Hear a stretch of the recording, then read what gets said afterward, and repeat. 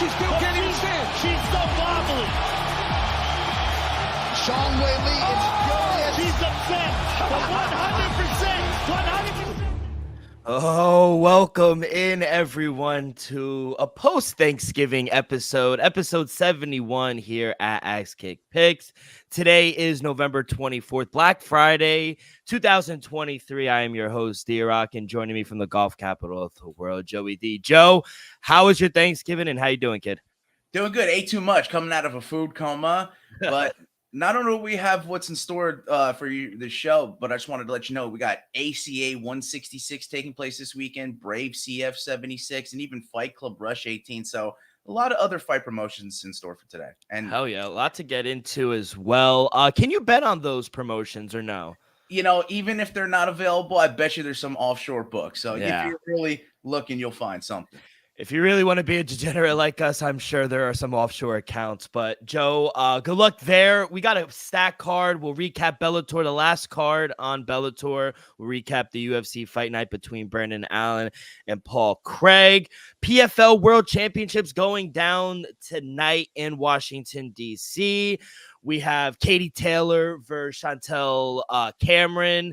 2 going down, rematch back in May. They had the first fight. Tomorrow, They'll have the second fight in Dublin, Ireland. And then, of course, we got WWE. We'll have some fun with Survivor Games.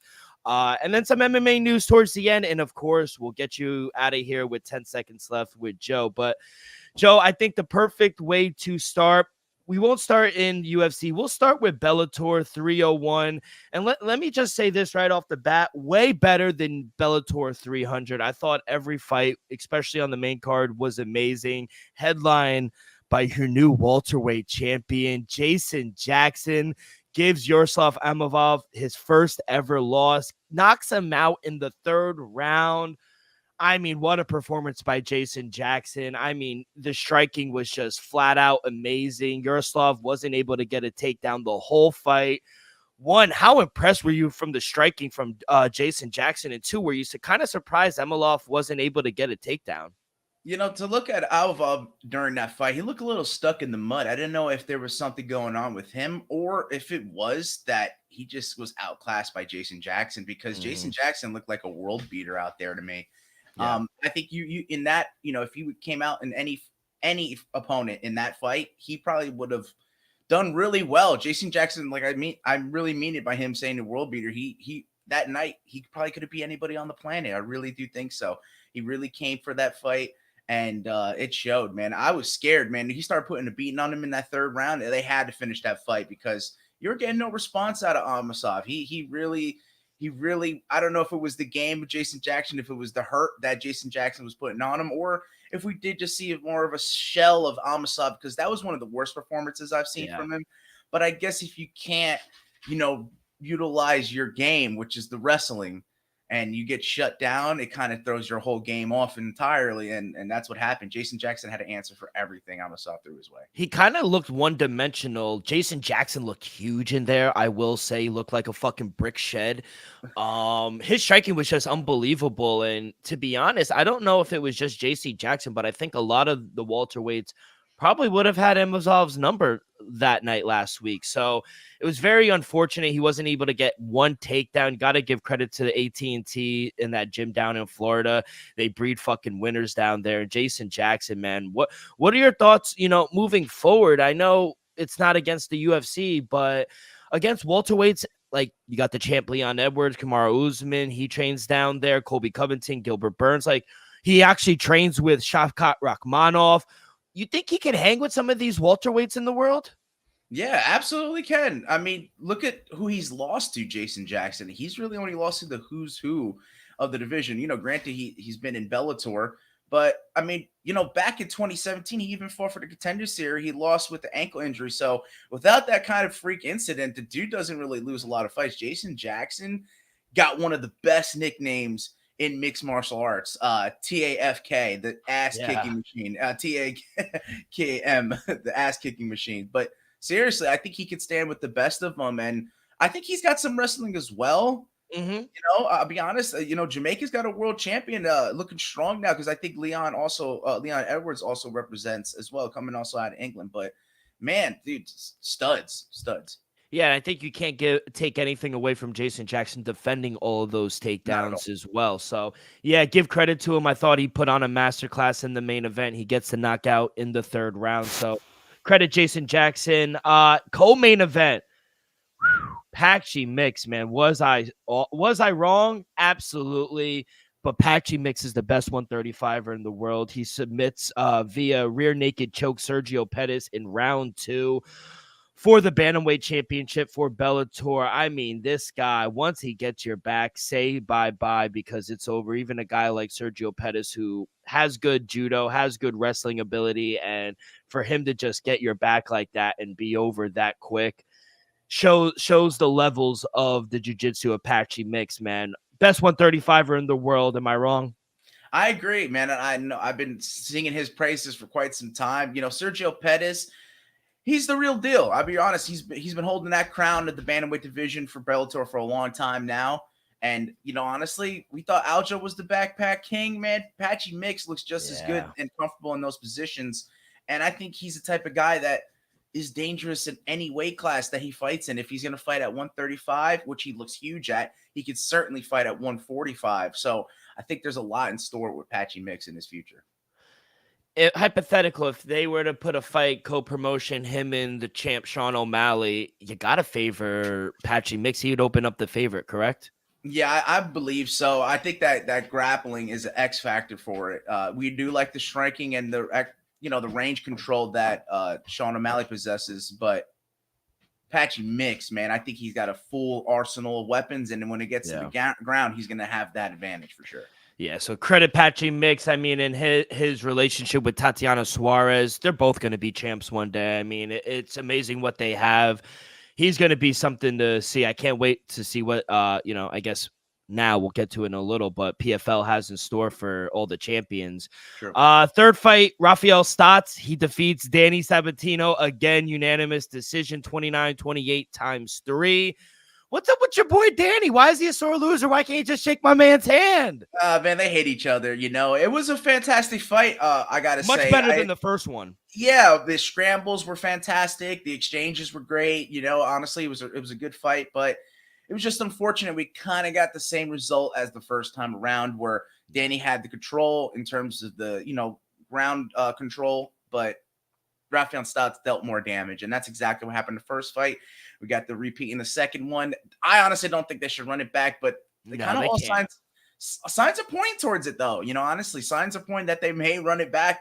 I just think that it's settled 2-0 Stotts. Yeah. And people on Twitter or X, whatever, but people online even said even running it back the second time was a mistake. I get it. It's a storyline. It sells. I didn't mind the second fight running it back because I did think there was some controversy on the scorecards, but this one was so clear. I mean, I know Danny wants to fight him again and try to at least get that dub back, but I just don't see it. I think Stotts is just an overall better fighter. Yeah, and he's gatekeeping him from the title. That's honestly who he has to be convincingly to get his way to the title, and he hasn't proved it to us. So honestly, he's undeserving of one, Danny Salvatello. We saw what happened when Rafael Stotts fought for the strap. He got iced. So there's levels. Yeah. Corey Anderson, shout out. Literally. And talking about levels, what a performance by AJ McKee. He defeats Sidney Outlaw via unanimous decision, 30-27, doing basically all the damage on his back with those. Reminds me of vintage, Tony Ferguson with the razor blades. Like, he was just cutting him up from the bottom. It was actually very impressive to see because a lot of people, even when you're in mount position, you think, oh, that's dominant position. The top guy is usually, control time. He's dominating the fight. But now, AJ McKee, he went to work down at the bottom. Yeah, he had to overcome that cut as well and work into positions. Outlaw had to implement that game, man. But once AJ, started countering with the same type of, momentum, that everything shifted towards him, and he wound up winning that fight convincingly. It was unanimous for AJ McKee. Yeah, and then the first fight, Alexander Shipley, he defeated Patry. He looked good doing it. He looked really good doing it, to be completely honest with you. He's impressive. He's one of the better fighters at 155, I think, in the world. And we don't know his name, Alexander Shipley. I mean, 50-45 times 3 just dominated the fight. and that was in apparently the Grand Prix semifinal. So we'll see what they do. But overall, it was a great card. Last one in Bellator, I go 3-2. I lose out on the main event and co-main, but up until that, I was doing well. 3-2 on the night in Bellator. How did you do, kid? Nice, brother. Yeah, my overall record was the same. I went 3-2, but I did miss on the parlay. Amosov fell up short in the main event. I had him involved in there, but man, high level fights throughout. You know, honestly, Bellator being slept on the way it is. Now we'll move on with what the future holds. But I got to shout out Denise Kiholtz and Sumiko Inaba in the prelims, because that was one of the more high level women's mixed martial arts fights you're going to get. And if you missed that, shame on you, because it was an enjoyable one. Denise, she did get the win via unanimous decision, 30-27. But I do think high level. It was high level, and I thought it was actually closer than 30-27, if I'm being honest. But regardless, the women actually threw down, and I thought it was an amazing card in Chicago, last one for Bellator. But yeah, I thought it was a great card, and shout out all the winners there. Let's go to the following night, the next night, UFC main event between Brandon Allen and Paul Craig. Brandon Allen gets the job done. Submission, rear naked choke again in the third round against Paul Craig. Man, this kid's jiu-jitsu is the real deal. And like I was telling you before we went live, Joe, if the kid wasn't a contender at middleweight, he sure is now. Oh, absolutely is. And, you know, we're kind of denying it. You know, I was rooting for Paul Craig. And why can you not? You know, at the end of the day, he's a fan favorite, so you can kind of say that was a heart bet going into it. But Brendan Allen proves himself, gets past a guy who was trying to make a name on him in 185. Brendan Allen's legit, and you look at that resume; it's starting to compile. Yeah. The dude is looking fierce, and I called looking at the overall event. I said jiu-jitsu is going to be on full display in this whole main card, and it was capped off in that main event with the submission from Brendan Allen. So now Brandon Allen jumps from number 10 into the top 10 now at number 8. Moving forward, who do you see? Roman Dolidze just got a main event against Nazareth Imavov. Paulo Acosta, you know, he's still recovering. Marvin Vettori, Jared Cannonier's out with an injury. You got DDP fighting Sean Strickland in January for the title. Izzy's taking probably like a year break. Who do you have in the top 10? Because he's I don't know if he fights down again. I don't know. He's on a 6 or 7 fight win streak. I just don't know if that's in his best interest to fight down. Yeah, you're right. You're absolutely right. Unfortunately, his ranking has him in a tough spot because he is ranked so high, but there's guys that are clawing, trying to get up into the middleweight. He might have to play that for the UFC right now, just so everything at the top settles it's out, and then he gets his title shot. Another name like Kyle Baralho is out there, and they're saying that he's high level, and they want to see him kind of, crack the top 15. I know, like you said, he's fighting back a lot to fight. Yeah, that's a little extreme. But they have high expectations for this guy. And if they want to, prove him, he's probably going to have to fight a higher ranked guy, but that's someone who's available, recently fought, time schedules kind of match up. But I think if you do want to cater to Brendan Allen, you don't do that. That's kind of helped Kyle. Like you said, Brendan Allen's fighting down. That's just a name that I thought with the timetable and all, we could possibly see. But we got to see this middleweight division shape out a little bit. We know what we're getting in the championship, and we're got to see maybe what comes up with like Robert Whitaker. We got to have a fight announcement from him. I love Bobby Knuckles, but that's something that could be announced possibly if they're really thinking if he doesn't have a fight upcoming. I'm looking at it now. Maybe Brendan Allen and Robert Whitaker. And we've seen if you defeat Robert Whitaker, you get a title shot. I mean, I don't like to say because he's going to be a Hall of Famer, but Bobby Knuckles, do you think he's kind of turning into that gatekeeper role? I hate to use it because it kind of is like a derogatory term. Yeah, absolutely. I can understand it, but I mean, man, you got to respect those guys that you prove your might against those guys, and it's just he's an ex-champion. Never going to take away the fact that he's champion. Yeah. And it's just what it is. He very well could just deny a whole bunch of guys their spot. And prove that there's levels once again. Yeah. So if Robert Whitaker wins that fight, I mean, we've seen it time and time again that these guys, there's a number next to their name for a reason. 100%. But get credit, he did get the performance of the night. Shout out Lafayette, Louisiana, man. They got one between him and Dustin Poirier. Oh, They're yeah. doing really well down there in the Bayou, but credit Brandon Allen. He is number 8 now in the middleweight division. In the co-main, it was a brawl. I mean, I took Michael Morales to win via knockout, and he put together some nice combinations and pieces against Jake Matthews, but Jake Matthews just kept eating him and coming forward. He's a dog, you're right. And I should have took that into my handicap. But, man, Michael Morales, he did get the win, unanimous decision, but he didn't get the finish. Thoughts on this welterweight bout between Michael Morales and Jake Matthews? He's still undefeated, a force to be reckoned with. I know the future's bright for him for sure. And I think he's only one of 2 active fighters, I'll be honest, right? Yeah. Ecuadorian fighters. It's him and Chito Vera. And these guys are at the top of the food chain. So, man, I think the future's bright for the kid. He just beat the Celtic kid, Jake Matthews. That's no small feat. He's been in the UFC for quite a while. He's game, puts people's lights out. He's able to submit you. I was with you. I thought we were going to get a finish from Morales to even further boost his stardom. But you learn a lot through fights like this. If he were to, not come out victorious, get that first L on his name, he would have learned a lot. But the fact that he's went the distance with Jake Matthews, he's also learning a lot. So, future's bright for Michael Morales, and I want to see what's next because I really don't know what you do. I don't think you put him up with a top 15 guy yet. I think he needs maybe a couple more fights before he gets a number next to his name. I'm so glad you mentioned that because that was my next question. I was going to ask if you think he's ready for a top 15 guy, and I agree with you. I don't. I think if he was able to put away Jake Matthews, maybe, but Jake Matthews took him to the very end, and he even put some nice shots together on Michael Morales. Yeah, but big size discrepancy as well. Yeah. If he's so going to fight bigger 170ers, that matchup with his size, we don't know how he'll fare. And I don't know because even the bottom guys in the top 15 in the welterweight divisions are fucking killers. Neil Magny, Kevin Holland. I know Michael Chiesa hasn't looked good recently, but he's still a veteran. And then you got Fakrdinov at 15, and he's a fucking killer. So, you got a lot of star power in that top 15 in the welterweight division. I agree with you. I think you ease him in another fight or two. And if he could, get the finish, then maybe you give him a top 15, but still impressive win for the Ecuadorian. And the out of it, that helps. Yeah, that helps 100%. Credit Chase Hooper, man. What a fucking performance. First round submission against Jordan Levitt, man.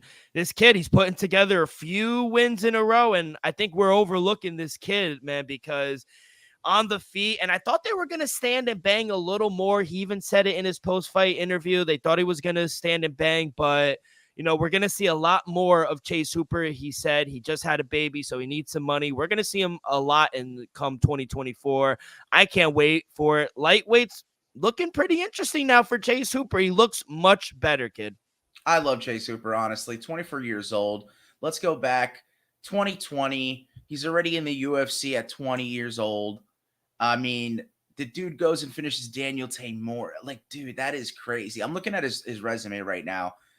He went the distance with Alex Caceres. I think that drew a lot of eyes to be concerned with his stand-up. He started making improvements, but wound up going back to his bread and butter, the jiu-jitsu, when he wanted via heel hook in 2020. He fought 2 times in 2020. Then Steven Peterson. I remember when he matched up against him.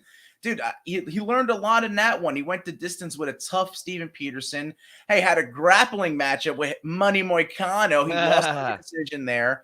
He comes back out to the UFC, wins via ground and pound, but then tough Steve Garcia finishes him in the first. And that, I think we were back to say, hey, we got to worry about Chase Hooper and his, damage he's taken at such a young age. And ever since then, he goes on to have a grappling match. Once again, a grappling match, this time with Clay Guida, finishes him via calf slicer. Wow. Beats Nick Fiore in a decision, and then we just know he chokes out Jordan Levitt in the first round.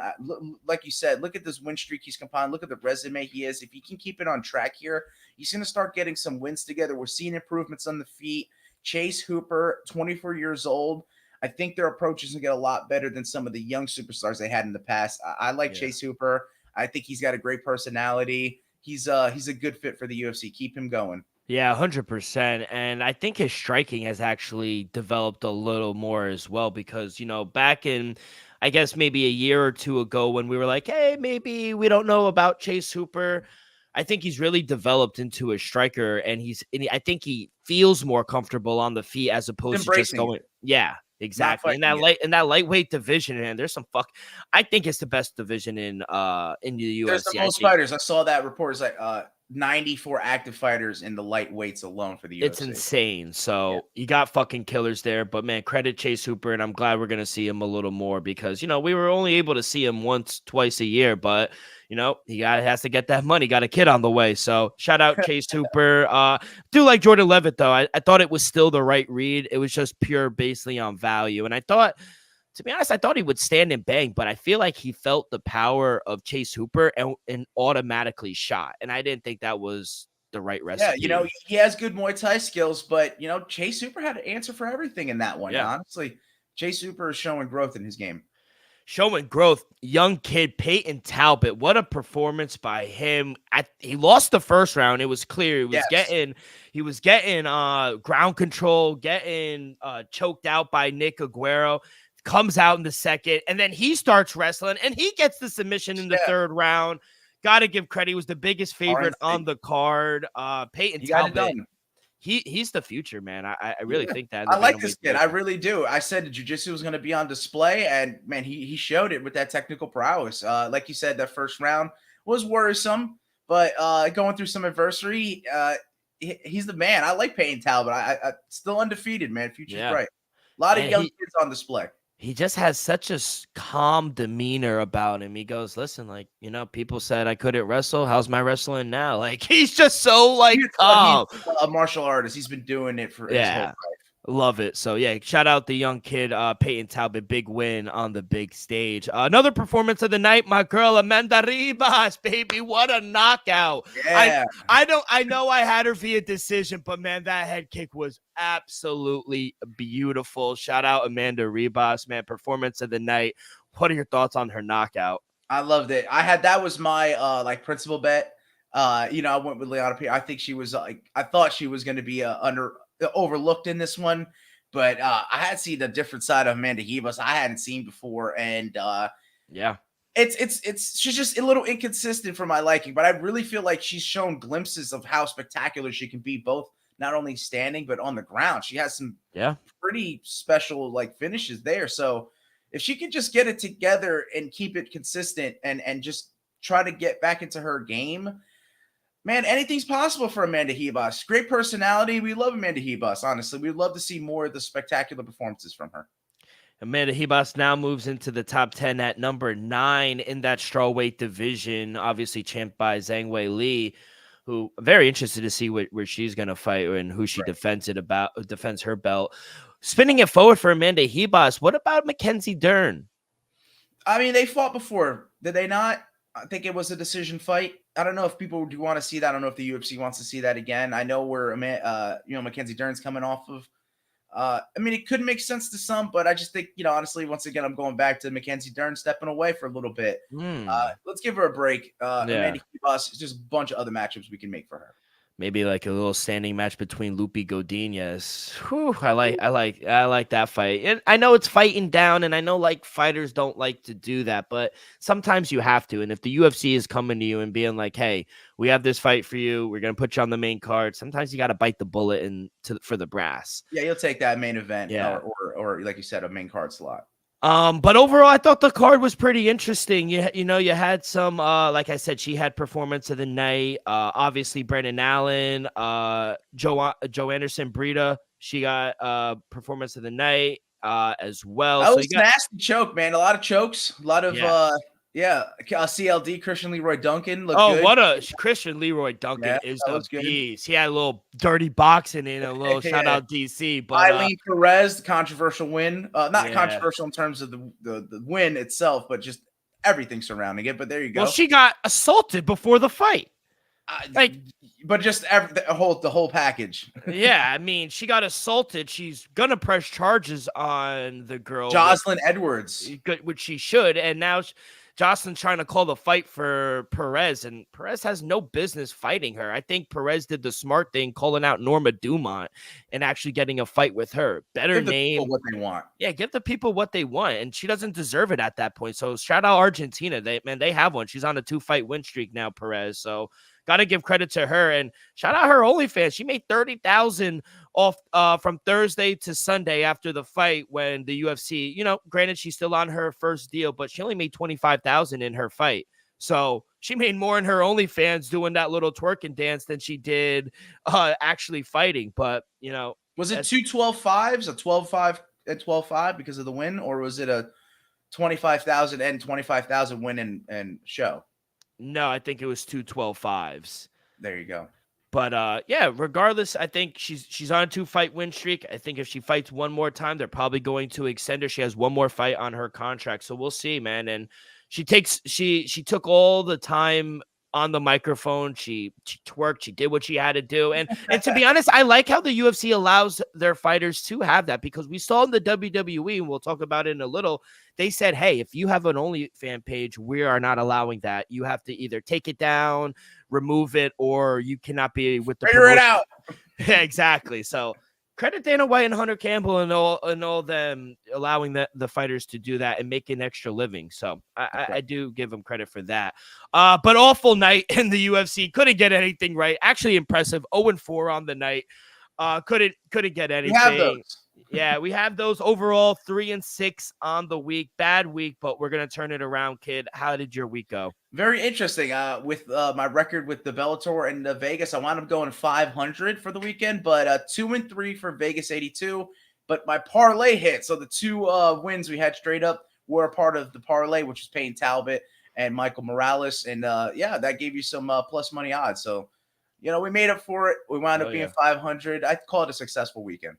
Absolutely, kid. Hey, and no better time right now than to get it going on the right track, especially on my end. But before we get into it, we got some plays for you guys. A quick word from our sponsor. We are brought to you each and every episode by Viva Tequila Seltzer, the most refreshing hard seltzer on the market, hands down. It's no wonder why Viva was voted #1 hard seltzer in the world by San Francisco World Spirit Competition. With only 88 calories, 0 carbs, 0 sugar, and a light 4.5 ABV, Viva is the perfect drink for your post-game celebration, as it was created with that active lifestyle in mind. We flavor tequila seltzer because flavor is the spice of life, and we like our drinks with just a kick, just like how we like our lives. Whether it's Huckleberry playing around a golf with Joey or an elderberry on a Friday night watching PFL, it doesn't matter. Our favorites pair perfectly with that Artisanal Blanca tequila for that subtle and refreshing drink. Our belief here at Axe Kick Picks and at Viva is to live long, live well, and live it up. All right, kid, let's go down to the anthem down in the nation's capital, Washington, D.C. We got the last PFL card. And can I make a bone to pick with you? I don't think it should have been a pay-per-view. One, I don't mind the money, the $50 and whatnot, but you're going into this transition period, and all these exciting fights. You got the return of Kayla Harrison, you got the Canadian Gangster, you got Cassius. Their matchups are fantastic, and I think that's where you try to draw people in and give it to them for free. Am I going crazy? They already have to have. It's not going to be on regular ESPN. It's already going to have ESPN Plus. So then it's all these walls you have to get over to see our boy Cassius Clay Collard in the main event, or like you said, Kayla Harrison on display. I mean, I feel like these are stars that the PFL needs to go ahead and display. And I do take your stance as well. I really feel like it would have been better for the public and for the more casual viewer to view this and learn about these fighters, because they deserve their stories to be heard. They've had a lot of promotional material about it. They're trying to do like an embedded type series, and the numbers, they're not doing so good. I just feel like the fighters deserve more. The promotion needs to give them more, especially with everything that has happened. So yeah, if they put it on for free and have people, new listeners and new fans, get invested into these stories and storylines, then in the next year, come 2024, with the acquisition of Bellator that we'll get to later on, then that's when you get them and because their TV deal, they're going to announce it about a week before Christmas. So we'll see if it's on linear TV, whatever they do decide to do. But that's the move, man. That's the smartest move. It has to be. But We'll see. Quick note, Joe, before we get into it, Chris Wade and Bubba Jenkins 3 is off tomorrow night. Wade missed weight earlier yesterday. Fights canceled. And I like the stance Bubba Jenkins took because, you know, we saw it with Stephen Wonderboy Thompson. You have to be professional and make weight. I'm not going to risk my health and my status for the promotion just because you missed weight and you were unprofessional. I wish actually more fighters did this. Yeah, it's just they don't get paid out. They don't get anything for it. So I think that's why they're pressured into accepting the fight. Chris Wade looks fed up, you know, unfortunately, because I do think of him as a professional, but he just like fed up with whatever was going on behind the scenes. And you're right. They fought twice before, so I can't blame Bubba Jenkins on this. I'm seeing it active everywhere. Yeah. That's what I was going to mention. I'm glad you brought it up because I see it on the sports books, and I still see it on our websites that we do view the fights on. Even their website, they're still up, but Bubba Jenkins denied the fight. They're not fighting. Ray Cooper III, he did miss weight as well, but shout out Derek Brunson. He accepted the fight. He's a fucking gangster. So they're still gonna fight. But yeah, just wanted to let you guys know that one fight is canceled. But Joe, I'll let you take it away, kid. Thank you, brother. This is the season finale for PFL. It's PFL 10 to PFL World Championship. And it was started off in the prelims. You know I had to touch every single card, so we'll get you ready for tonight's event. We got Jesse Stern taking on Josh Blyden. Right now, Jesse Stern a favorite at -210. But I got to go with the dog. You know how I like to get the dogs barking early. Josh Blyden, he's got some sneaky experience, and I think he can get it done. I had a play for him earlier when I took him at +185, but right now we're seeing odds of +200, so you're getting some good value on him early. Got to take him there. Let's go into the next fight. If you do see that Bubba Jenkins fight, Chris Wade fight, like I said, that is off. We have Kai Wu taking on Phil Caracappa. Interesting one here. Jersey boy Phil Caracappa, CFFC alum. He's a favorite in this one, but don't sleep on the striking Kai Wu here. Like, you know me, dogs will be barking. He is increasing to be more of a dog, but I just like the stand-up capability. Look at Phil Caracappa. A lot of fights go to decision. He's been finished times before. So give me Kai Wu. Like I said, he's +230 right now in some books. So I would get that. I think the juice is worth the squeeze with Kai Wu here. So in the next fight, it's actually an amateur bout because we got Biagio Ali Walsh has yet to turn pro. He's taking on Joel Galarza Lopez. And there are odds for this amateur bout, interesting enough, but this chaw is way too much. -700 for Biagio Ali Walsh. I just would like to say, watch him because it'll be entertaining to see him get a knockout finish, is what he's been doing time and time again in the amateur circuit. So I think that's the play. I will say, via knockout, I'm seeing -150. And if you're giving me a playable, odds for him, I got to take him. Why has he not turned pro yet? Do you know? Maybe it's just his camp. You know, those around him are just telling him to bide his time. You know, I think he's trying to get his whole, game together because he is really stand-up oriented. I do see some good scrambling, but maybe he's just not too well tuned with everything. So I've seen guys with a big amateur record. There's no timetable on Biagio Ali Walsh. He's young. He's young. So in the featured opening fights, right? The opening of the PFL championships here, we got Jesus Pinedo with, upset after upset this whole year, looking to stake his claim against Gabriel Braga. And it's a pick 'em right now. I'll be completely honest with you. I like Jesus Pinedo, but to be honest, he's been kind of a long shot. You know, I think he's dangerous in positions, but Braga just seems the more technical fighter. Like he's more traditional with his stand-up. And then when things get to the ground, Brazilian Jiu-Jitsu black belt, I think it speaks for itself. Give me Gabriel Braga there in the featured prelim, if you would, the opening matches at -110. It's a pick 'em, so I'm going to take a side, and I'm taking Gabriel Braga. Love it. And since you have nothing for our opening card, the prelims, if you would, let's get right into the main card. We got the first fight of the opening main card. Ray Cooper III, as you mentioned, taking on Derek Brunson.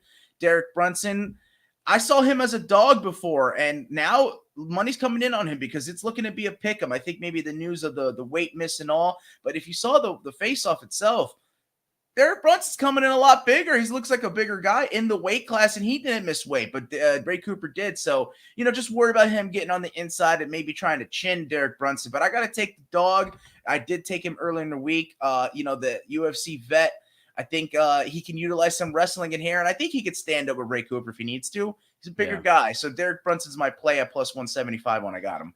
Ooh, great price. I got him at plus 130. It's kind of towards a pick 'em right now that I'm looking at it.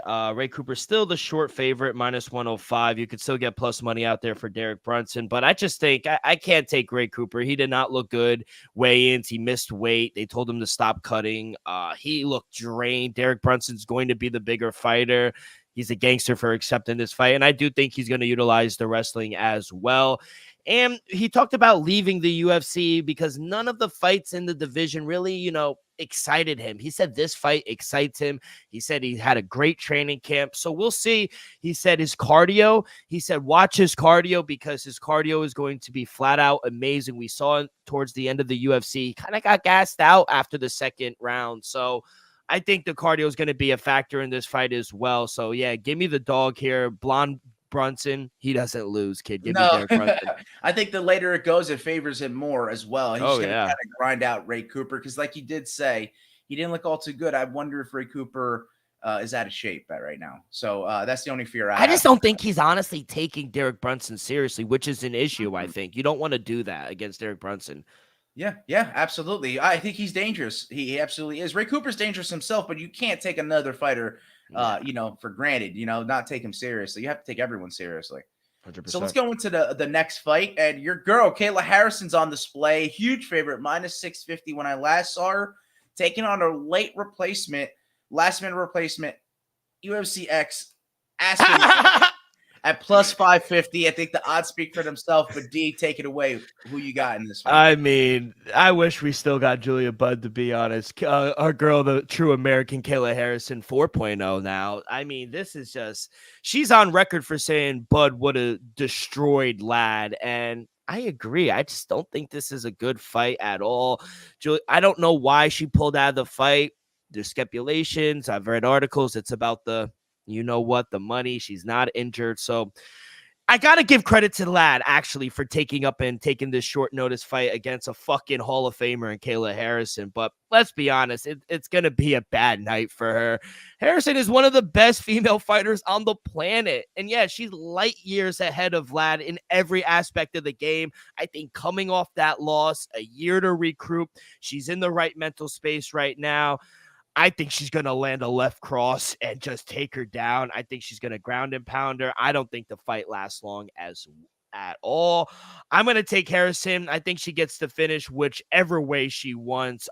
Give me her via KO, TKO at plus 340. Wow. Okay. I mean, speaking high praise for Kayla Harrison here, and I could agree. Absolutely. We've seen it time and time again.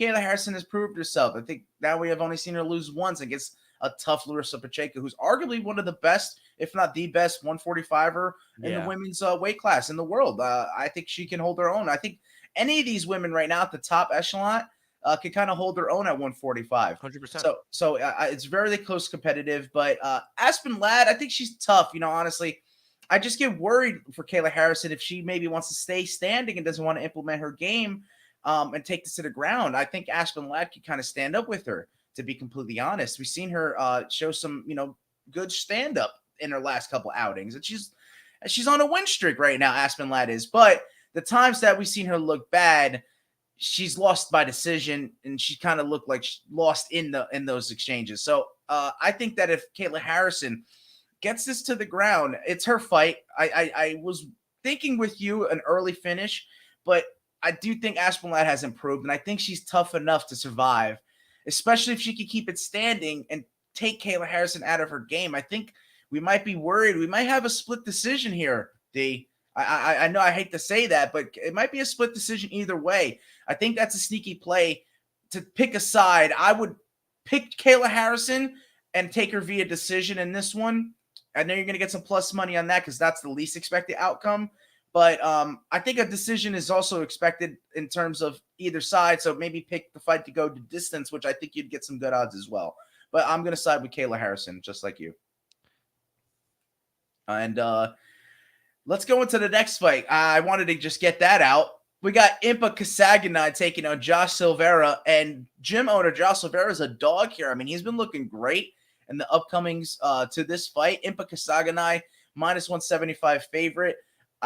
He's proved his worth, and I think he's a favorite for a reason in this one, but we can't sleep on Josh Silveira here. He's an absolute dog. I think he's going to be better in every aspect of the game. I really do. I think we're hoping for the Cinderella story of Kasanganay, but I do think Josh Silveira is a better fighter, and that he's a dog, it just makes me want to take it more. So give me the plus 135 and Josh Silveira to win the $1 million.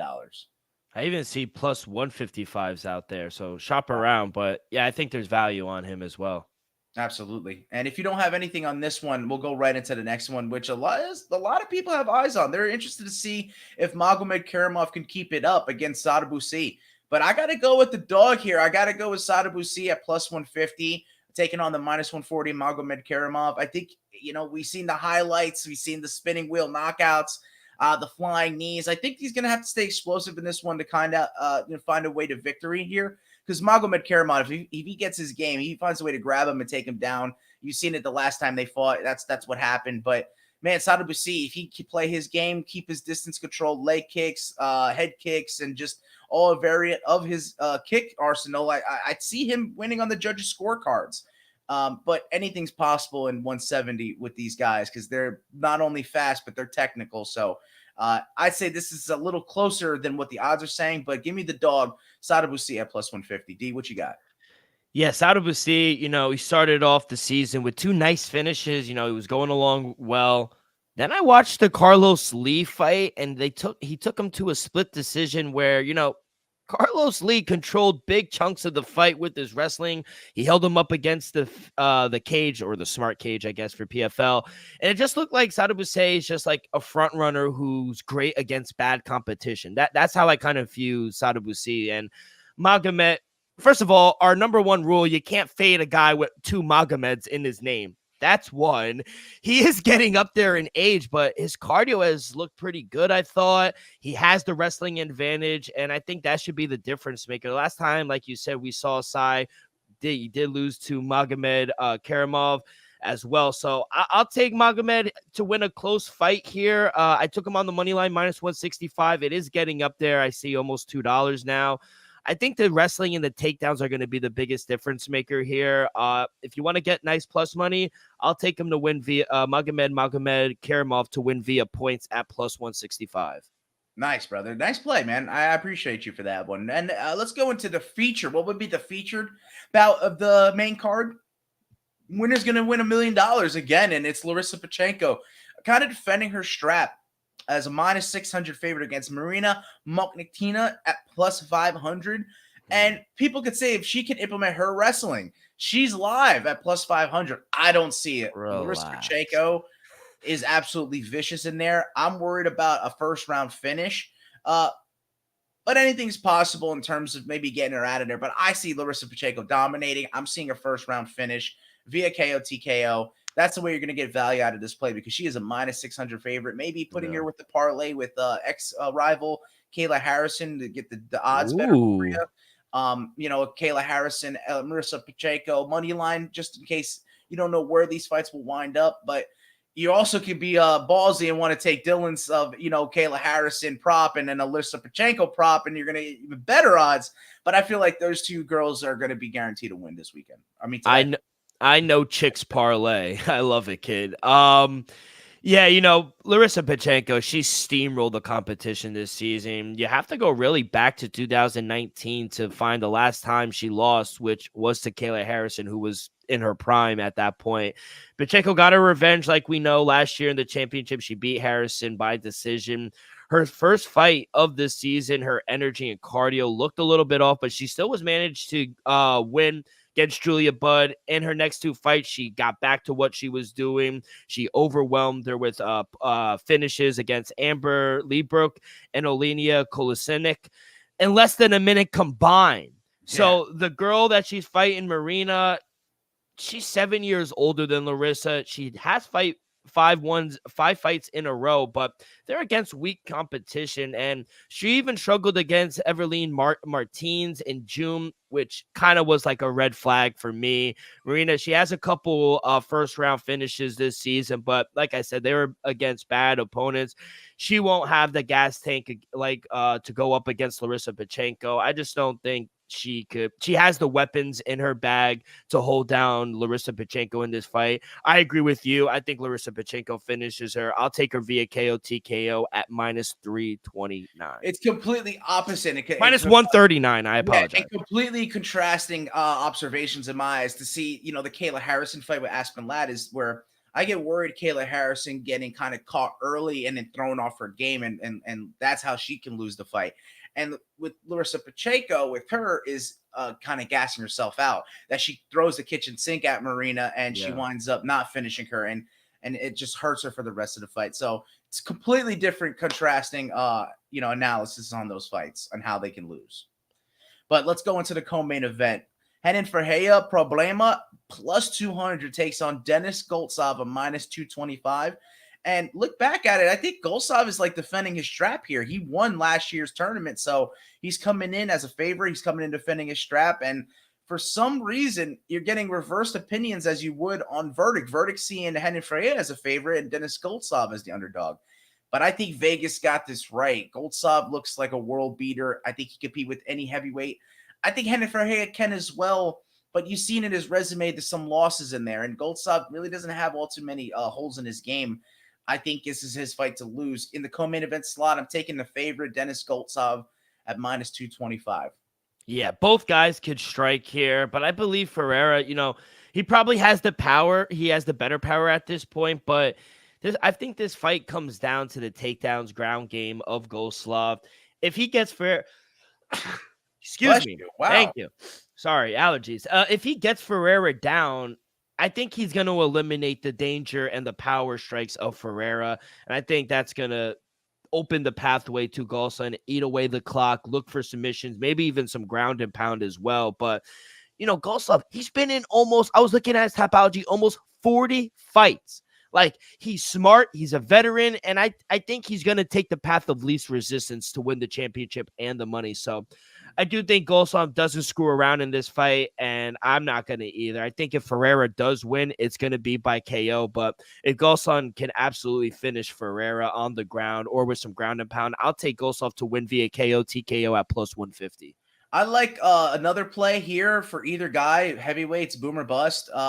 If you don't want to pick a side, because just like the sneeze, it's the truth. I don't know which way to go, to be honest. I just put who I thought, and if I had to pick a side. But here's the play. I'm going to make this official. Fight to end in round 1. Either side, +110. I think the fight will end in the first round. Love it. And let's go into the main event. And it's an exciting one, a highly anticipated matchup here between two absolute studs at 155. Man, you spoke on it, how deep this division is in all of MMA. It doesn't matter which promotion it is. 155 pounds may be the most stacked division. And we got Cassius Clay Collard taking on OAM, Olivier Aubin Mercier. And the lines right now for Clay Collard is a +$2 dog, and OAM is a -$2 dog. Money is coming on OAM right now. But I got to go with this. Fade the public, my man. I think they're mistaken.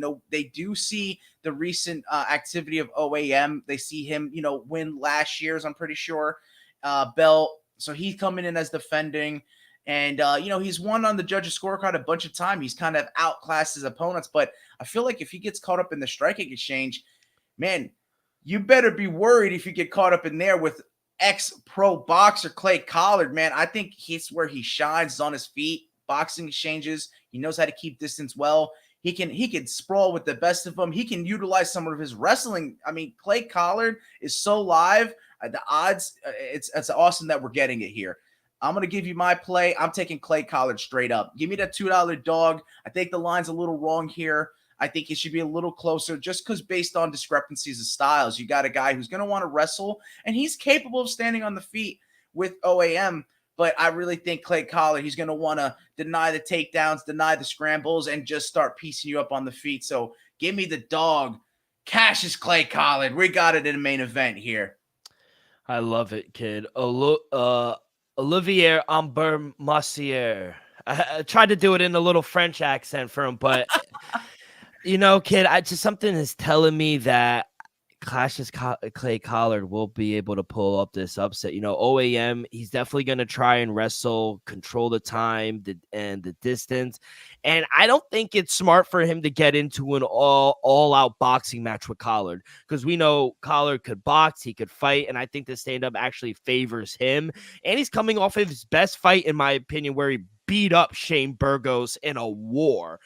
And, Umber Mercier, he really hasn't been in one of those wars in a while. And I think if Cassius Clay Collard can make him uncomfortable in round one, push the fight, push the pace, this fight could be very interesting, very fast. OAM style actually may help Collard's cardio, as Mercier, likes to push the pace against the fence, work for those takedowns. And that could give Cassius Clay Collard some much needed breaks in his action to maybe catch the win. But the wrestling and cardio advantages goes to OAM, but the boxing advantage definitely goes to Cassius Clay Collard. And I agree. I'm going to take a sprinkle on the underdog here and make OAM uncomfortable on the feet, and score the win. So I got him at plus 220 straight up on the money line. And I also like the over 3.5 rounds at minus 163.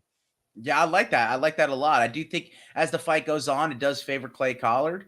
And I have it on my verdict predictions that he gets a 4th round KO TKO. I really think those are the rounds where he shines. And like you said, I love that over 3.5 play, man. That's a really brilliant play.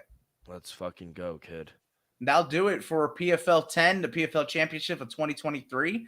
And I think we covered the whole card. I'm glad we talked about it, D. Yes, sir. Let's transition into boxing real quick. Like I said, we got Chantel Cameron and Katie Taylor 2 going down in Dublin. They first fought in May.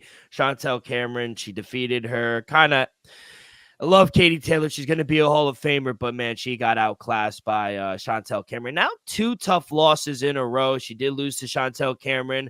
She got beat up kind of a lot by Amanda Serrano as well. So it's going to take place this Saturday, November 25th at the 3 Arena in Dublin, Ireland.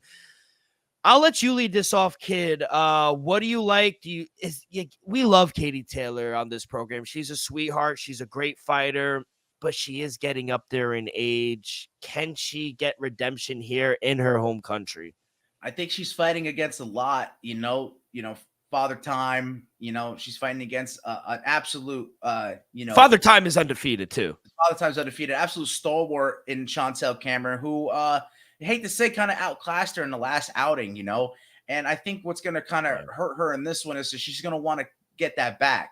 Mm-hmm. And I think as it goes into the later rounds, I do think it favors Chantel Cameron, especially if she's catching Katie Taylor on the end of her punches. I don't think a lot of people are seeing this, but I think we're kind of at the end of Katie Taylor's career here, especially if she gets finished. And I do have a play out for that. I have Chantel Cameron getting the job done in the later rounds, but at any time via KO, TKO, or disqualification at plus 700.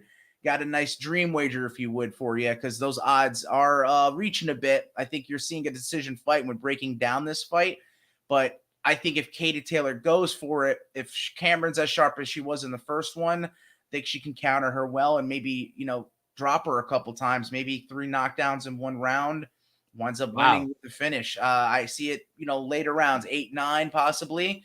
So let's go with that. But like I said, anytime KO, TKO, it's not going to happen early, but if it does, that would be shocking.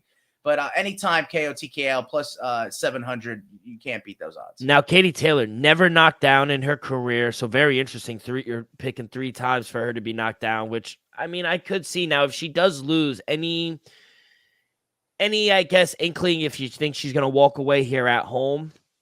If she loses, she'll win. I don't know how favored the judges. They seem to have come around, to be honest, the boxing judges, of trying to shot it right down the middle and been as fair as they can be. So I don't necessarily think so. Where's the fight taking place? You say it's in her backyard? Yeah, Dublin, Ireland. Yeah, I don't necessarily think it's going to be biased like that. And I think that would delegitimize what boxing's trying to do here. And if they go and have a robbery happen in a main event for the women, I just think that's going to be a disgrace. We don't want that. We want legitimacy, and may the best women win on the Saturday night.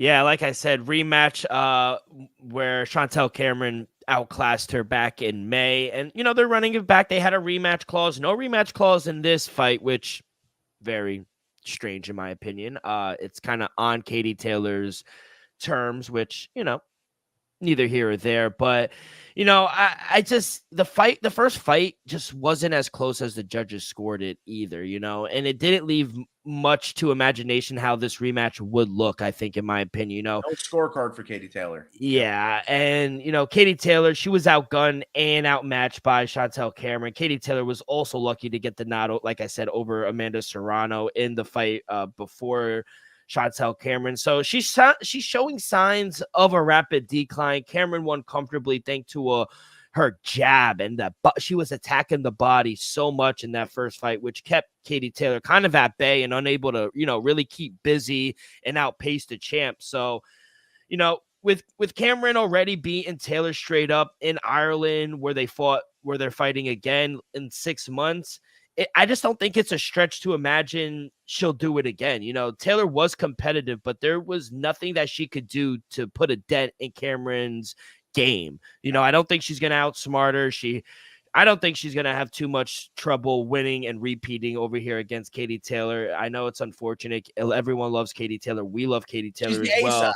Yeah, of course she's the A side, and she's a future Hall of Famer. And even Chantel Cameron came out and said I was kind of in awe of even Katie Taylor mentioning me. She was not taking pictures, that's for sure. Yeah, and she said she hates like the media and like the face-offs. They're kind of just awkward. She just wants the fight. So, I think she's going to win this fight by a wider margin than the first time. Maybe a knockout. I don't know. I think Katie Taylor is tough enough. She's a future Hall of Famer, but I do think she'll get her second straight defeat. I'll take Chantel Cameron straight up on the money line, -175. And I'm also going to sprinkle a little her on via decision at -114. I like it. Yeah, I'm just going with the long shot. I'm trying to, I guess maybe, that's the only thing about chasing. I'm trying to make up for the last boxing plays I had where I missed on both finishes. But go to is the co-main event of this card Skye Nicolson taking on Lucy Wildheart? No, it's not she's on the main card, but she's not the co-main. Yeah. Right. Well, hey, honestly, that's the other fight we're covering. We're covering women's boxing, and I'll be honest, the only thing I'm worried about is Lucy Wildheart leads with her head a lot. So I have another long shot play. I got Skye Nicolson via KO, DKO, DQ at +600. I know hasn't won any fights via KO, TKO, but my worry is the disqualification here. If Lucy Wildheart goes to her name, leads with her head, and like headbutts Skye Nicolson, we don't want to see that. Judges are going to disqualify, referee's going to disqualify her, and that +600 is going to hit for Skye Nicolson for you guys. So it's also safe if she does get a finish in here via KO or TKO. So it's all in one. I'm taking Skye Nicolson. Yeah, her odds are she's the biggest favorite on the card. Usually she's always the biggest favorite on the card. She's the first time defending her interim belt. She's a -1200 favorite. Lucy Wildheart +850 on the buyback. I was telling you, Joe, they're even inside the distance, like it's plus like 4 or it's like +800 inside the distance. Yeah. I got to get her via decision at -470. I just think she's so sharp. She's going to keep on the outside, and her jab, she's just going to put Lucy Wildheart at bay. I don't think she's going to push the pace at all, and she's just going to outpoint Lucy in every round. Skye Nicolson is the future. She's got that reach. She's got the length. She's got the length. I think she's got the experience and if you want to come and rush her, she's just going to pick you apart. So I don't think that's actually very smart on Lucy's part. So we'll see. But I got to take our girl Skye Nicolson via decision. It was the best thing I could get. It's even at -470. So maybe you want to put her in one of your parlays. But I love it. I honestly think your plays are most likely to hit. They're more mine are long shots. So yeah. I appreciate your plays. If anything, everyone listen to D-Rock for the plays of the boxing today. And a lot of people, boxing is back, kid. I know a lot of people don't like it. They think boxing's dead, but I just want to read you off Shakur hurt him a little bit, but I agree with you, brother. Yeah, you got the return of Ryan Garcia against Oscar Durrett coming up. Jake Paul and Andre August. You got Jesse Bam Bam Rodriguez taking on Sonny Edwards coming up. Anthony Joshua versus Otto Yep. Wallen. Deontay Heavyweights. Waller, Joshua Parker. Francis Ngannou's involved now. You got Tyson Fury, Usyk. You got the return of Inoue. He's coming against Marlon Taplitz. You Who's got Tank fighting? Who's Haney fighting? Yeah, there's so many. yeah. You have I forgot to mention Haney, Regis Progress, and There you Devin go. Haney. Yep. That's enough. Thank you. Boxing is not dead. You have amazing run, and most of them are going to be in Saudi Arabia because it's still Riyadh season until March. So Less stubbornness from the promoters, and let's have 100%. these matchups because this is what the fans need, and this is what boxing needs. yeah, 100%. But I just wanted to give you because we will be covering some of these Yes. fights, and boxing I don't think is dead. Just have patience, and I know they don't really promote it like they should, but just give it time. Boxing is not dead. Right. Joe, let's go on. Let's go back to Chicago. We were just talking about Bellator in Chicago. Yeah. Now WWE Survivor Games War Games is going on in Chicago this weekend. You gotta love it. No, main event is the men's War Games. You got the women's War Games. You got the women's World Championship on the line between Rhea Ripley and Zoe All right. Stark. Let's go down the Interco- list. Yeah, we got WWE Intercontinental Champion Gunther taking on The Miz, and then a singles match, Santos Escobar, not Elvis, Santos Escobar taking on Carlito. So we'll start with the singles match, Santos Escobar taking on Carlito. Santos Escobar, 10-1 favorite, plus 500 for Carlito. I'll let you lead this one off, kid. Are we going to spit in the face of people who don't want to be cool? I think so. I mean, I guess they're trying to promote Santos Escobar as the next heel or build that storyline up. But, man, Carlito can humble him here. And I think a principal bet, if you can get it, take the dog, Carlito, by Apple. Imagine that was a bet. That'd be hilarious. But I gotta go on the other side. I give me my boy Escobar. I don't think I think the WWE really has a chance to turn Escobar into a legit player now in the story making. It would make no sense to have him lose in a main card veteran like Carlito. I love Carlito. He's a very fun character, but where does it go from there? Where does it go from here? I think this is a clean victory for him and starts a new chapter into, an emerging top heel, like you said. So yeah. I agree. I got to go with Santos Escobar. Let's go to the women's world champion. We have Mommy defending her belt against Zoe Starks. Right now, lines for that. Wow. 30-1, Rhea Ripley, 8-1, plus 800 for Zoe Starks. Joe, can she defeat Mommy? Hey, where is Zoe Stark from? She's not from Chicago, is she? Don't know. She might be live. Nah, you can't fade Mommy, honestly. Mommy gets what Mommy wants. So at the end of the day, yeah, Rhea Ripley would be the play. Yeah, I mean, she has to retain. I mean, I feel like this match is, it's meant to accomplish two things. I think it's meant to extend Rhea Ripley's reign of terror and also showcase Stark's in-ring talents. This match should produce some solid highlights, but the outcome is no in doubt. Rhea Ripley is going to eventually defeat her. She's going to relinquish more and kind of, build towards the battle royale and, basically get a new challenger for the WWE. But yeah, I agree. I think Rhea Ripley wins convincingly. Yeah. Let's go to the Intercontinental Championship. You got the champion Gunther putting his belt on the line against awesome The Miz, baby. I love it. I love The Miz. What are the odds like? Yeah, so Gunther 50-1, The Miz 10-1 plus 10,000. Gunther big. I thought it was a lot closer than that. Yeah, I did too for some reason, but I mean, what are you gonna right? do? It's Gunther's gonna win, man. I mean, Miz would be the type of guy to win the belt from Gunther, surprise us all. But no, Gunther is a force to be reckoned with. I don't think they're taking the title away from those two that are on display, Rhea Ripley or Gunther. Yeah, I mean, we talk about a heel. I mean, Miz has been almost exclusively a heel for years now, but he won the single fatal 5-way. He stood up to Gunther, and now preceding that, he gets a title fight off of that. I don't think Miz is gonna win here this match, just because that would be a massive fumble on the WWE's part.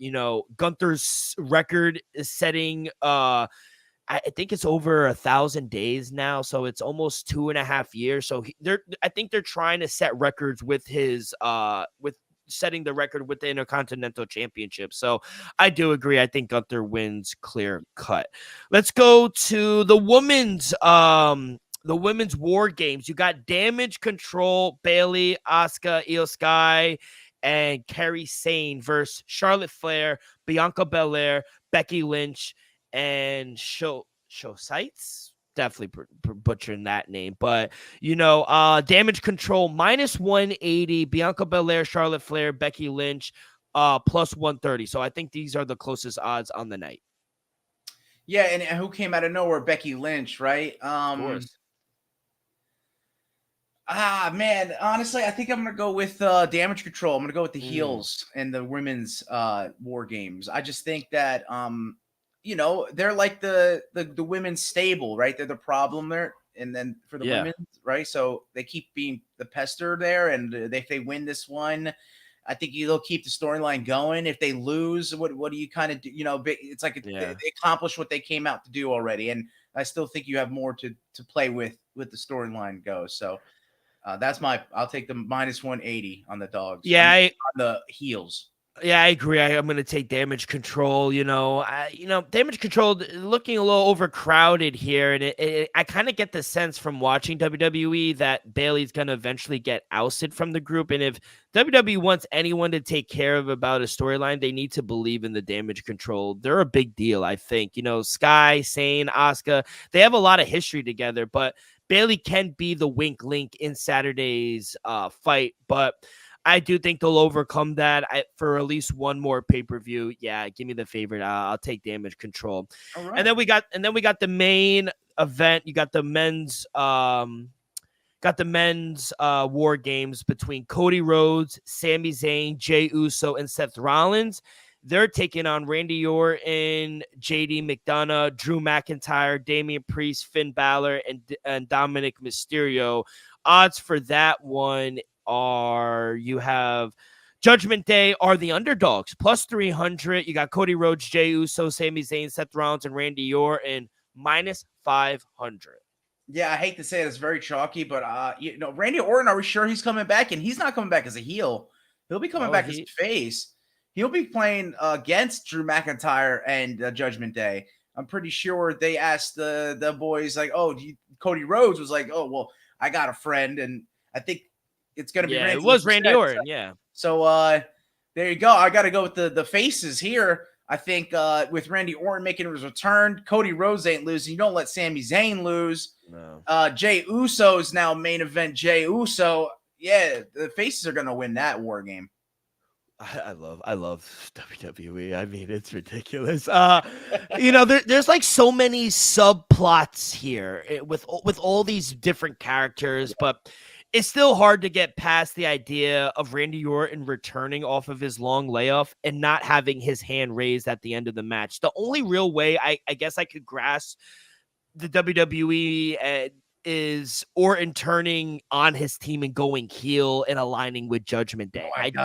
That would be something the Viper does, though. But, really, what's the point of having JD McDonough in War Games if not to have him be the one who eats the law? Exactly. So I got to go with chalk again. Give me Randy Orton and the boys. I do think they win. They don't bring him back for nothing. Hey, nothing you can say. All right, I'm going to stop. That's legendary. It just brings me back to the good old days where I'm in my room watching it and just putting it up there. Exactly.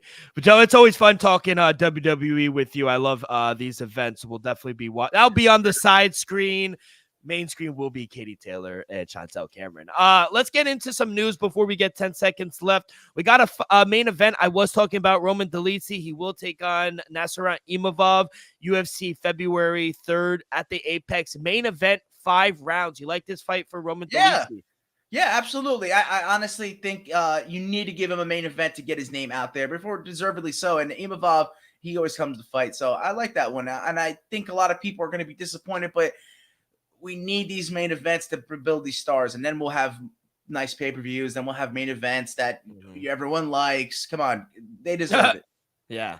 And I think I'm burying the lead here, but I think it was the worst kept secret for about, I don't know, the last 6, You 7 buried the months. lead with this one. Exactly. But yes, PFL acquired Bellator on Monday. Bellator will continue as a separate quote unquote regimen brand in 2024. All Bellator fighters will be available to compete in the PFL with their fight franchise. PFL chairman Don Davis says there will be a mega event in 2024, which will be built around the PFL champs versus the Bellator champs. He said likely first quarter around February, March. So that should be very interesting. Don Davis also invited Bellator president Scott Croker and his entire team the opportunity to stay on the brand if they wish. I think that's a very good move as well. Don Davis also told Ariel Helwani when he went on the show, the TV deal will be announced in January. Don Davis also told him that Patchy Mix and Johnny Eblen will not be featured in the PFL champs versus Bellator champs due to, PFL actually not having a bantamweight or middleweight division. So that's kind of a very tough task, but, they will have opportunities to fight on Bellator cards as well as PFL cards as well. A lot to digest, but I guess first reactions to PFL buying Bellator. Yeah, like you said, it was a long time coming, and it just goes before. This is not unprecedented. We've had mergers before. We had acquisitions of other promotions in the past, and Ariel Helwani, they did a great job on the MMA Hour, showcasing all that. But once again, I think that but swept under the rug is the issue with the fighters. Is you got to look at the vocabulary and what the words that were used in this situation, because I think a lot of people are fooled by it and thinking that PFL now owns the Bellator fighters. They actually do not. They're all independent contractors. They're all independent contractors. They have an invitation offered to them by the PFL to join the PFL ranks, and of course the Bellator International Series is what they're going to label it as one-off promotions, not as the season will take place during the PFL.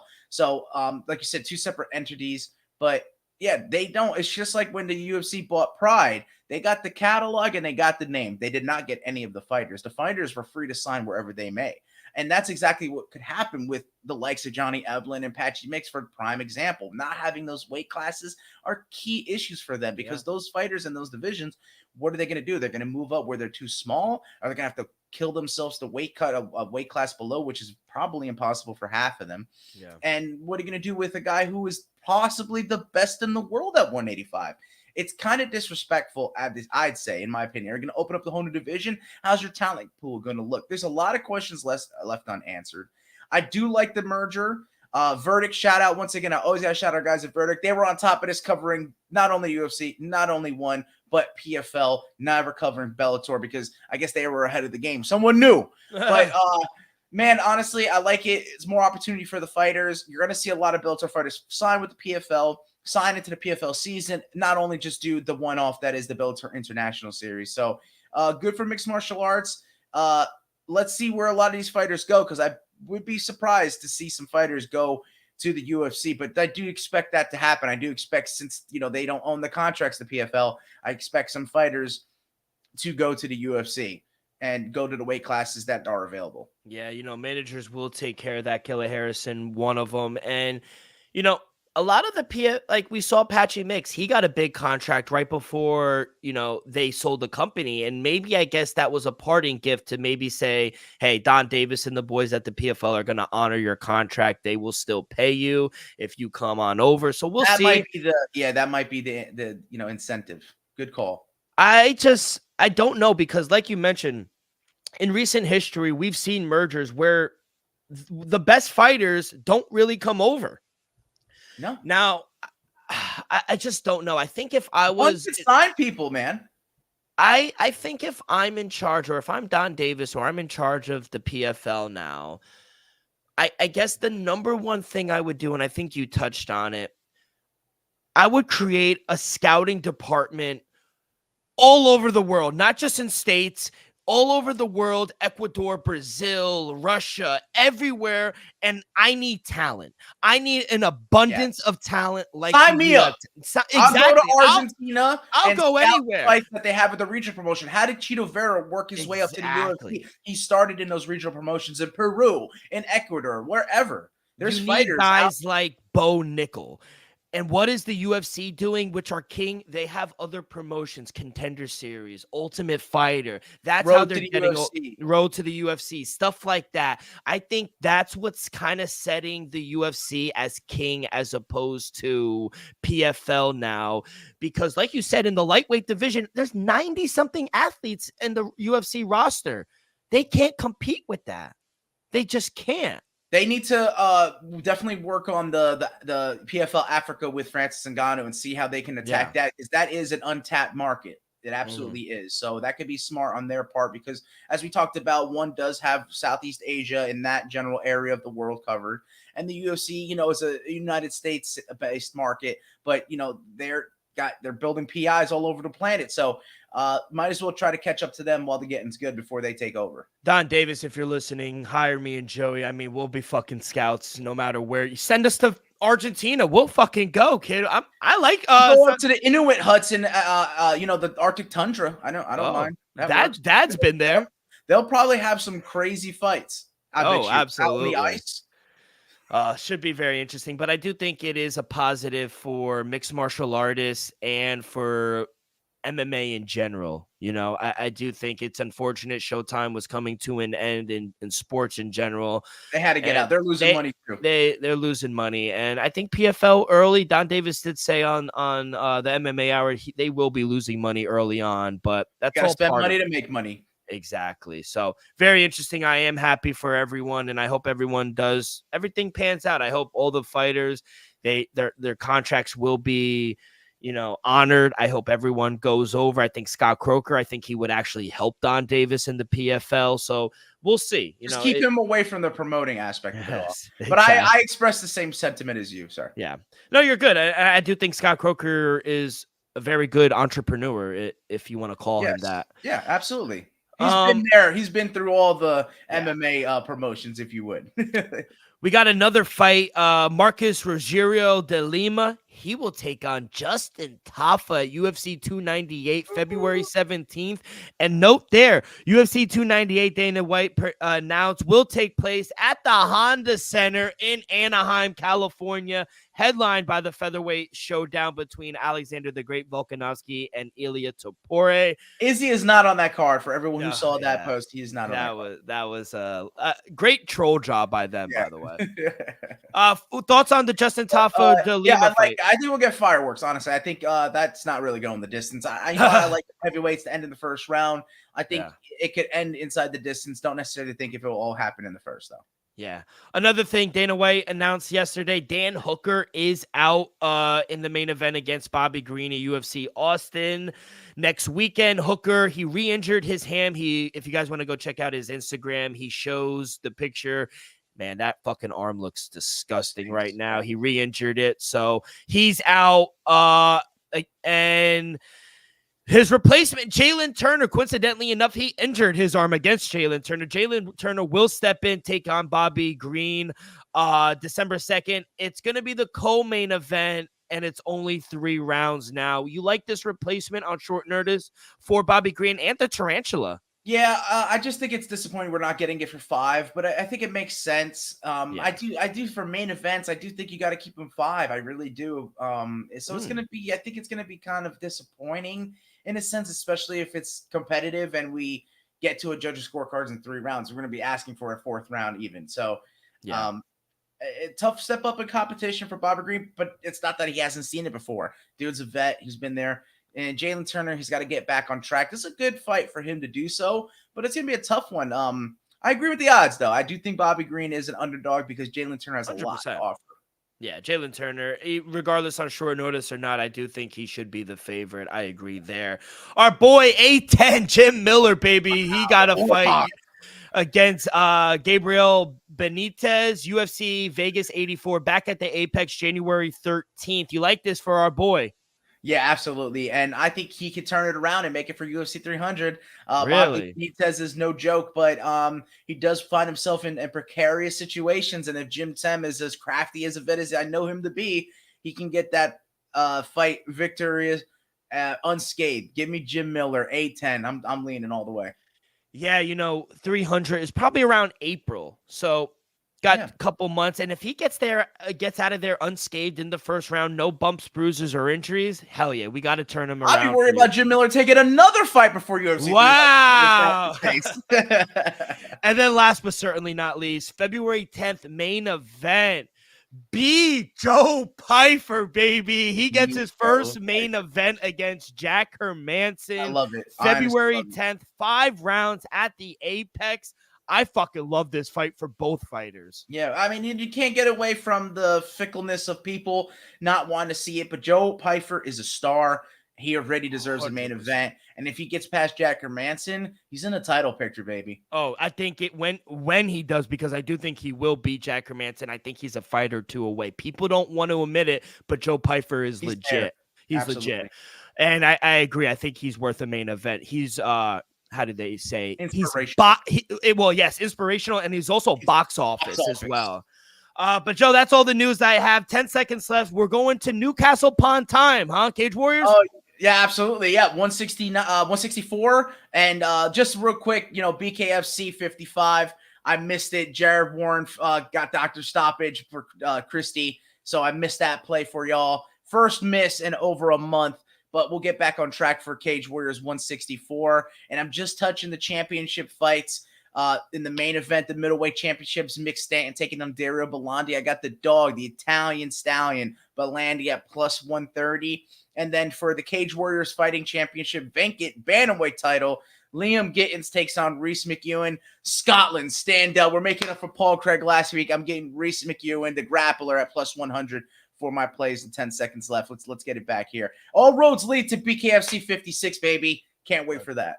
Can't wait, Joe. Good luck. Let's get back on track. Not with just 10 seconds, but with everything boxing, WWE. We got PFL tonight. I fucking can't wait. A week full of mixed martial arts. Nothing better, kid. That's going to do it. Oh, and all roads lead to UFC coming back next week. They had a nice little week off, but that's going to do it for this Friday edition of Axe Kick Picks. On behalf of our sponsor, Viva Tequila, Joey, myself, we'll see you guys next week with plenty of picks, plenty of hot takes. So please follow along our social media, X and Instagram at AxeCakePicks. You guys can find all of our episodes wherever you listen to podcasts, Apple Podcasts, Spotify, Stitcher. We go live every Friday afternoon on YouTube, youtube.com/AxeCakePicks live. Subscribe, hit that like button, rate, give us a review, write in the comments who you got winning this weekend. All that good stuff really helps the show grow tremendously. So be a friend, tell a friend, everyone. Good luck this weekend. Be safe, be well, and we'll see you guys down the road. Peace.